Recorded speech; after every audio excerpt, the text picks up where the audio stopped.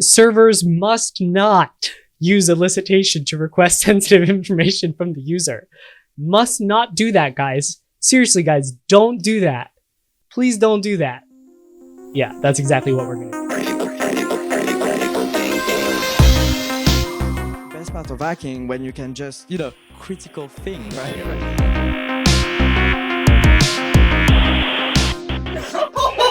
No! Yeah. Dude.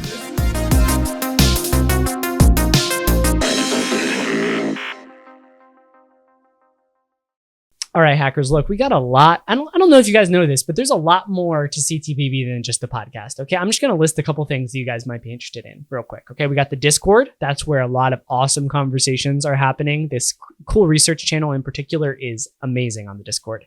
We've got the Full-Time Hunters Guild for those of you making over 100K a year in bug bounty. If you're looking to be around other elite hackers, that's the place to do it. We've got the Critical Thinkers tier on the Discord. That's where that's like our inner circle. That's where we share all of our scripts, do exclusive AMAs, masterclasses, that sort of thing. And we've got the research lab over at lab.ctbb.show, where if you've got a piece of research you'd like to submit, you can submit it there, and we may take it, host it on the blog, and cover it on the pod for you. Also, underappreciated, but we also have the swag store, guys. So hit the swag link over at ctbb.show, and you guys can buy some cool t-shirts with critical thinking slogan and stuff like that on it. All right. With that, let's go back to the show. Check out some of those things. All right. We're going to go back to the show, but check out those things for me. All right. Let's go. Alrighty, hackers. So here's the deal today. All right. We had a whole episode planned, but both of my co-hosts are either sick or traveling for live hacking events, or both. So it's just going to be me today.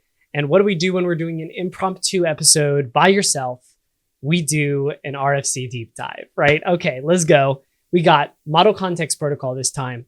And essentially lately I've been kind of looking at this because of some of the targets I'm looking at.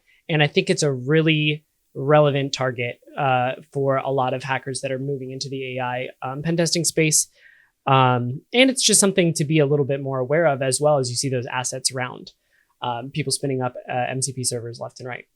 So what I'm going to try to do today is give you guys a good overview of model context protocol, MCP, and give you an idea of how the protocol works, what the general architecture is, the authentication, and then we're going to dive a little bit into the back and forth of the communication of the protocol and the various objects that are being tossed around. Okay, so let's go ahead and do it. First up, let's go ahead and discuss the architecture. So, well, actually, before we do this, let me preface. I have spent probably cumulative 16 hours probably researching this protocol. Okay, so I'm not professing to be like some mega expert on it, but I can read a spec and tell you guys where I think the problems are from a security perspective. And if I'm looking at the results that I've gotten from pen testing on some of these things, my hunches are often correct. So this is definitely not claiming to be a holistic assessment of MCP threat model, but I think it will give you guys a good starting spot to kind of bounce off of as you go after these MCP servers or clients. So let's go ahead and jump into that.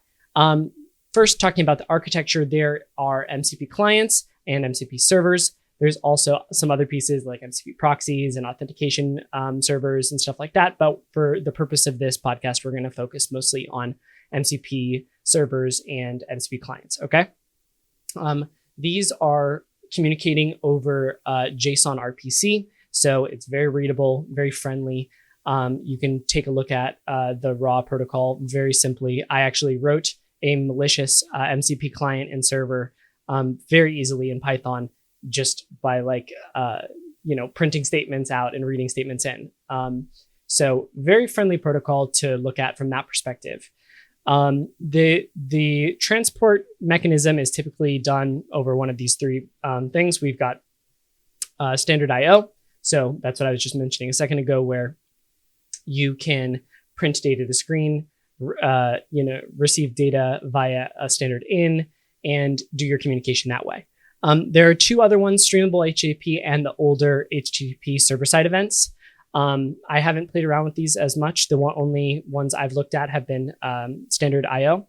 So but that's something to be aware of for sure. Authentication. Okay, now this is kind of where my gap of knowledge comes in here. The client and server that I was looking at used an alternative mechanism for authentication, so I haven't spent a lot of time assessing the authentication in these servers and clients. But I did read over the spec and noticed a couple things that are interesting. One, I want to read a quote from the spec. Well, I guess I'll say first, OAuth is one of the mechanisms that they use for authentication in MCP protocol. So you can read that whole spec there if you're interested in going deeper on that. But one of the quotes that stood out to me was MCP clients and authorization servers should support the OAuth 2 dynamic client registration protocol, which exposes a lot of attack surface. There's been SSRF type vulnerabilities in that functionality before. The should in this is pretty strong. So I definitely think we'll see dynamic client registration in some of these MCP servers or clients and authentication servers. So that could be a good place to look. Also, in section 3.3 under communication security, we have the following quote. Implementations must follow the OAuth 2.5 section 1.5 communication security spec. Specifically, all authorization servers must be served over HTTPS, and all redirect URIs must be either localhost or HTTPS. And whenever we see something like a caveat there, localhost, I always think like, how are they determining whether it's localhost or not? That gives lots of wiggle room for different encodings of IPs. DNS like contains, or maybe it starts with localhost, something like that. So those could all be good things to check on that front. All right, so moving past authentication, we're going to talk about the initialization flow now, and then we'll go into the various RPCs that can be utilized to incur different actions on both the client and the server. Okay, so initialization is the process, the handshake process that the client and the server go through when establishing communication. So the way that normally works is the client will send an initialize RPC request to the server. It will contain the protocol version, capabilities, and client info. And then the server will respond with the initialization response to the client. It will contain the protocol version, the capabilities, the server info, and one cool instructions field, which we'll talk about in just a sec. So let's go ahead and dive a little bit deeper into what that initialization component for the client looks like. So pivotally, the thing that I mentioned that it communicates, obviously protocol version and client info are important, but not quite as much as capabilities, okay? Capabilities lets the server know what kind of capabilities the client has access to. And there are three options currently defined in the spec: routes, sampling, and elicitation. And we'll cover all of those later. There's also a subscribe and list changed attribute beneath the capabilities for each one of these. So, routes, list changed, true, subscribe, true.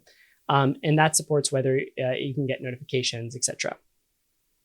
Okay, so, if you're an MCP server, you're going to receive a JSON RPC from the client, and it's going to contain some set of capabilities, the protocol version, and the client info. Cool. Now, as the MCP server, you're going to respond and give them your capabilities, your protocol version, your server info, and then also your instructions. That last piece is very interesting. Instructions is a string that, according to the spec, may or may not get integrated into the system prompt for the client, which I think is a really cool opportunity here for malicious MCP servers to inject instructions into the context that the user will be putting their prompt. So I think we see a really good opportunity here for tool hijacking for malicious MCP servers to control the context, the system prompt in specific terms here. So definitely want to take a look at that instructions response in these servers initialization response and see if the client is doing something weird with that instructions that you might be able to utilize as an attacker from the malicious MCP server perspective. Server info and protocol version are both a little bit boring. They just kind of contain strings or whatever. Capabilities here, once again, is the primarily interesting component. So what are some of the capabilities that we have here? We've got logging, prompts, resources, tools, and I believe utilities. I might have left that off that list. And And obviously the ones that are most interesting there are tools and resources with prompts and logging utilities coming after. So tools, of course, is what we know most. We often think of MCP servers for. They're providing tools to the MCP client that might be utilized by the LLM in conjunction with the user's requests, right? So this is how you communicate, hey, I support tools as an MCP server. Prompts contains like some prompts that the user might be able to use, some templates, that sort of thing. Resources, it contains some very interesting stuff. I'll go ahead and read a direct quote from the spec here. It says, the MCP protocol provides a standardized way for servers to expose resources to the client. Resources allow servers to share data that provides context to language models such as files, database schemas, application-specific information, etc. Each resource is uniquely identified by a URI. Guys, that is so juicy, okay? So if you are an MCP server, you can definitely provide those resources. Maybe you could do that maliciously. We'll talk about that later. Or if you are a client, you definitely want to check and see in your assessing MCP server what kind of resources the server supports. And even if it doesn't list resources here in the initialization response, you may still be able to use the resources read RPC call. Who knows? Something good to check. But yeah, that's what the sort of handshake looks like. Then it does a notification thing, but overall, it's mostly just initialized from the client to the server, giving the capabilities, and initialized from the server to the client, giving the capabilities, and then they agree on a protocol version. Okay. Now that we've covered the initialization flow, let's go ahead and go into MCP client objects. Okay. So these are the sort of things that the client is presenting to the server and that the server may be able to interact with the client on. I will caveat this by saying that a lot of the MCP clients out there, even in major programming languages, the primary library in major programming languages, they're not true MCP clients. According to the spec, MCP clients should actually be MCP servers as well, that are creating like a sort of back and forth communication. Unfortunately, what we see in a lot of MCP clients is that the MCP client is just sort of yeeting messages out and then reading the response, and that's it. And it's looking for that specific response. It's not like allowing for ping actions or anything like that. It's just sort of reading data, writing data out, reading only exactly what they want in and not, presenting anything else. Or at least that's been my experience in my limited experience. So realize that you might want to look at the MCP client that you're interacting with it and make sure that they support some of these compatibilities, even from a code perspective, even if they're turned off in the compatibilities initialization. All right, but let's talk about the three objects in MCP clients. That's roots, sampling, and elicitation. Okay, so roots first is very interesting. I'm going to go ahead and read this again. The Model Context Protocol provides a standardized way for clients to expose file system roots to the server. Hell yes, that is exactly what we want. And clients that support roots must declare those roots during the initialization in the compatibilities section. So, maybe it will support it, maybe it won't, maybe it will declare it and support it anyway. Definitely always good to check. So spin up a malicious MCP server if you're attacking a client and shoot down a roots list request to see if the client returns any roots. It'd be super cool if it just like dropped back, a root for slash or something like that. And speaking of that, our first RPC that we'll cover here is roots/list. That is what can be sent from the server to the client to get a list of the roots that the client supports. Very cool. There's not a lot of other functionality there. You can subscribe to root changes, but unfortunately not a lot of information there. What you might see is some path leaks or some disclosures that might give you some good information. Moving from roots to the next objects, we have sampling, okay?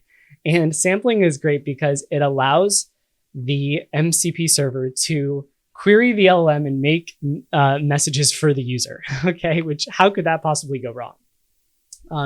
It could go wrong really easily, actually, in a lot of ways. So yeah, let's go ahead and cover those. So, let's say we have a malicious MCP server. They drop back sampling to the user. That sampling says, creates a message, and they can invoke other tools or things of the like to attack the user. Of course, there's lots of ways that this could happen. They could trigger resource exhaustion by calling other tools, perhaps, if they're able to just spit a message back out that gets processed.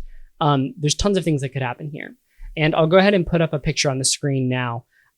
It's a sort of an alert from the protocol. It says, for trust and safety and security, there should always be a human in the loop with the ability to deny sampling requests. Applications should provide UI that makes it easy and intuitive to review sampling requests, allow users to view and edit prompts before sending, present generated response for review before delivery. This is the same sort of thing they put in the tools section. And we all know that the user doesn't always approve tools before they are invoked. So I definitely think we'll see scenarios where MCP servers are able to just yeet messages back to the client and have those processed, and a malicious MCP server may be able to invoke tools on a different MCP server or incur negative effect to the victim that way. So that's something to be thinking about. I know that sampling and elicitation, which is what we'll cover next, are relatively new to the protocol. So I think this is something we might be a little bit fast on, but something to be aware of for sure. I also wanted to mention here that even if there is a prompt to have the user approve, the MCP server's modified message or whatever, then we can also use invisible prompt smuggling here, right? Using invisible Unicode characters, a la Embrace the Red and Rezo. And I think that would also introduce a lot of client-side UI vulnerabilities that could allow you to get in a prompt injection, which could be the start of a chain of delivery, which is important for AI vulnerabilities. Just a thought. Okay, next is elicitation. This allows the MCP server to request information from the user. Okay, once again, another great spot for injections, whether it be XSS, something of the like there. But I love the trust and safety and security announcement that they put on this part of the protocol. It says, servers must not use elicitation to request sensitive information from the user. Must not do that, guys. Seriously, guys, don't do that. Please don't do that. Yeah, that's exactly what we're going to do. So very interesting sort of functionality here for attackers that are in the malicious MCP server perspective. I think that there will also be situations where there will be no user interaction elicitation requests, where the server will request a piece of information from the client, and the client will say, oh, I've got that, in my little environment store or something like that. Let me just helpfully give this to the MCP server without prompting the user. That's definitely going to happen at some point. So be on the lookout for that. Auto accepting those elicitation requests. The available actions for elicitation requests are accept, decline, and cancel. Each one of those have nuances that I'm not going to get into here on this podcast. But know that elicitation, should your client support it, is a very powerful tool that you could use to get some data on the victim, or even invoke delivery for a prompt injection chain. All right, so that covers clients. Next, we'll go ahead and talk about MCP servers, okay? I'm only going to actually talk about two of the objects on MCP servers. I'm going to leave the utilities and prompts and other ones to you. I'm going to talk to you about tools and resources. And guys, actually, the Model Context Protocol spec is very consumable. So I would encourage you to go read it if you have, if your interest was piqued by this podcast, okay? Or at least when you encounter an MCP server or client in the future, you know where to go, and just know it's not very intimidating. It didn't take very long to get through it. And you've got this podcast now to be your guide. So definitely should be much more approachable for you. Okay, so MCP servers expose tools and resources. Let's talk about tools first. Tools are the object that, of course, we all kind of think of MCP servers for. They expose tool definitions to the user and give the ability to call these tools to the MCP client that can be utilized at will to invoke these in pursuit of the user's intents, right? Intents is what I was trying to say there. So that is done via a sequence of RPC calls, and the client sends a tool list call to the server, and the server will respond with these various definitions for the tools, okay? And here's what that schema looks like. The tool object schema contains name, title, description, input schema, output schema, and annotation. So there's a lot of really interesting stuff here. But the first thing that I want to point out to you is that we have both name and title. And if you look at the annotation spec, we also have a title for the tool inside of the annotation. So there's 3 places where you can potentially name a tool.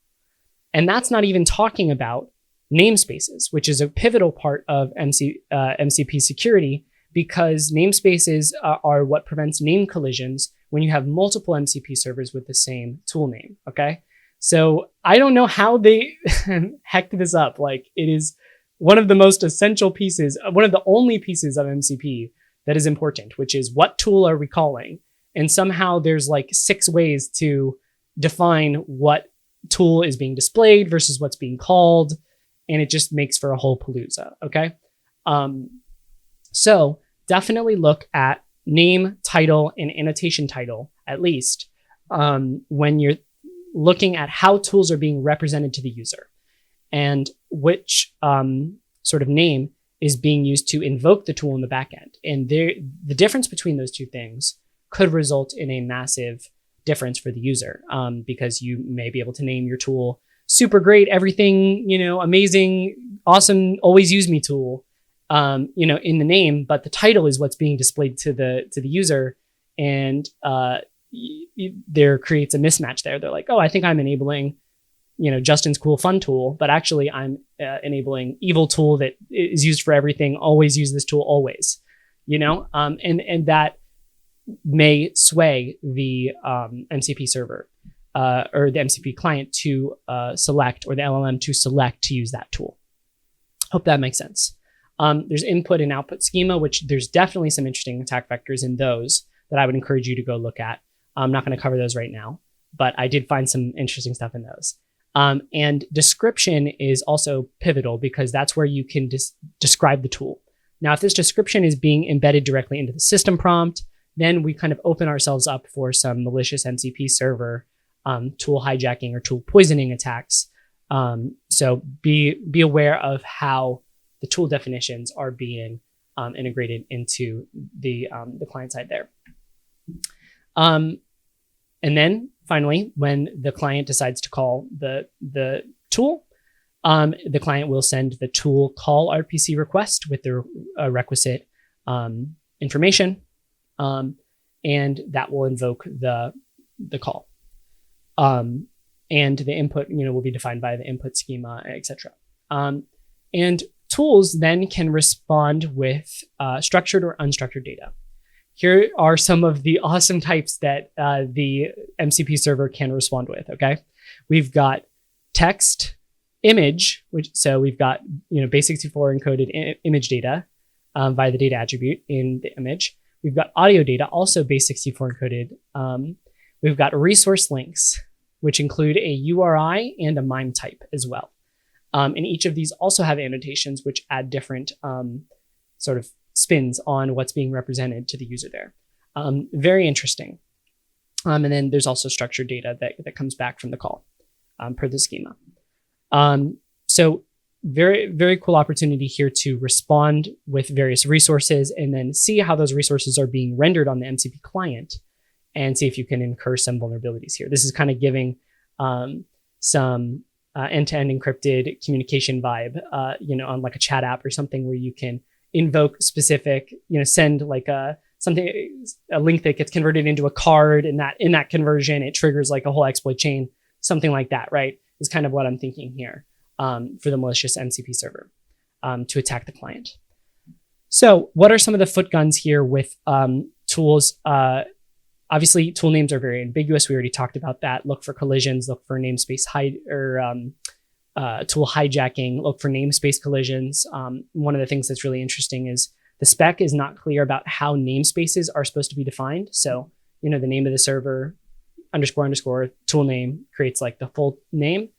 But what if the tool name contains __? Well, then you can have a collision, right? So just be thinking about how the fully qualified tool name is being constructed, and with the namespace or not with the namespace, and try to utilize the discrepancies between those to invoke your malicious tool hijacking, or cause DOS or something like that. Interesting stuff.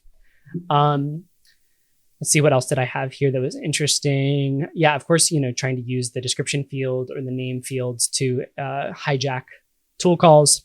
One of the things that's interesting to look at is like user interaction or user confirmation a tool call? Because if it is, then that is, you're trusting the LLM with making a user confirmation decision, right?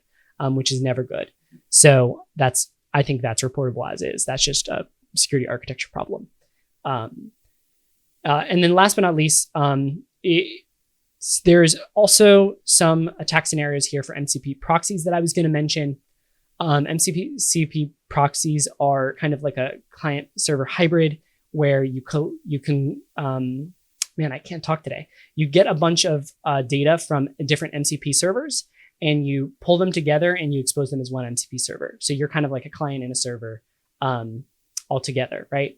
And I just wanted to say that whenever there's different LLM providers, an MCP server on one side, and then a different, a client presenting another server, there's layers of abstraction there. And I've seen DOSes occur where some of these servers and clients are not respecting the required schema for typing and stuff like that in these JSON RPC calls. And that can incur DOS. So just keep that in mind as well. Okay, so that is tools. Hopefully you guys have a ton of attack vectors to think of there. Now we'll move to resources. And resources is such an interesting thing because it is, end quote, the model context protocol provides a standardized way for servers to expose resources to the client. And that can be files, it can be HTTP URLs, it can be apparently Git repos. Tons of really interesting stuff here. If I were you and I was a client that got access to an MCP server, I would immediately look for resources. I would immediately call resources list RPC to see if there's any files or URLs or tokens or additional context that I could download to understand more about the MCP server or to just leak information. So this is kind of how this works. The client sends to the server resources/list. The server responds to that with a list of resources. And then you can do a resources read RPC call. And the parameter for that is the URI, file : / whatever, HTTPS : / it's just like freaking arbitrary file read as a service, it feels like, okay? And then to make it even better, guys, so there's definitely the potential for path traversal there, or like arbitrary file read. To make it even better, there's also templatized resources. Okay, what are templatized resources? Those are available under resources/template/list. Those are resources where there is a template in the URI, okay, and that it takes parameters and puts them into the URI, right? So this is like 100% path traversal, like 100%. So anytime you see resources, templates, or resources, definitely want to try to go after those to try to get arbitrary file read. And so, what will happen then when you do a resources template is it'll dynamically construct the path using your variable, right? Which is just freaking lovely, and definitely is going to incur a ton of vulnerabilities. I was sitting over here like, so excited about that. So definitely look there. And I love the spec as well. It says, okay, here are the file schemes we're going to support: HTTPS, file, and Git. And it just supports Git. Like it lists this specifically in the spec that you should support Git, which is amazing because there's a ton of stuff you can do with Git. You can do sub-module recursion attack stuff where you can, write into symlinks and stuff like that and write arbitrary files. You can use hooks to cause RCE. There's like tons of stuff that you can do there. Very exciting. And then obviously file and HTTPS are just super interesting for arbitrary file read. And then HTTPS, it does add this caveat. Servers should only use this scheme as a resource when the client is able to fetch and load the resource directly from the web on its own. That is, it doesn't need to read the resource via the MCP server, right? So it's not like SSRF quite as much, but I could definitely see some interesting client-side attacks as well there, where you're providing an HTTPS URL back down to the client. Or if there were other schemes like JavaScript and then you provide it back down to the client, that would also be very interesting, right? So those are kind of the things I was thinking about from resources. Hopefully you guys understand that how tools and resources work. Resources, I'm not sure I explained the response. It mostly just contains like the MIME type and the text for the specific resource response that you requested, which is like pretty much all that you would need. And of course, the URI is provided into resources read to select the resource that you are querying. So lots of good attack surface there. I definitely did not think MCP servers were going to be this juicy. Lots of fun here. And I think it's important to remind you guys in the audience to always try to take a very technical approach to some of these modern challenges as well, because AI is definitely one of those areas where you could spend a lot of time talking to LLMs and trying to convince them and kind of using your soft hacking skills there. But I guess underneath the hood, there is also a lot of really juicy, technically complex attack surface that you could go after. So, spin up your own MCP servers, write your own malicious MCP client, and maybe you'll see the vulnerabilities start falling out. All right, that's all I had. Hopefully you guys liked this. Give me your feedback. I expect a couple comments and corrections because I'm not that proficient with this protocol. So if I made a mistake on MCP protocol stuff anywhere, please comment in the corrections channel in Discord to set the record straight and win yourself some internet points and my eternal thanks. All right, that's a wrap on the pod this week, y'all. Peace. And that's a wrap on this episode of Critical Thinking. Thanks so much for watching to the end, y'all. If you want more Critical Thinking content, or if you want to support the show, head over to ctbb.show/discord. You can hop in the community. There's lots of great high-level hacking discussion happening there, on top of masterclasses, hack-alongs, exclusive content, and a full-time Hunters Guild if you're a full-time hunter. It's a great time, trust me. All right, I'll see you there.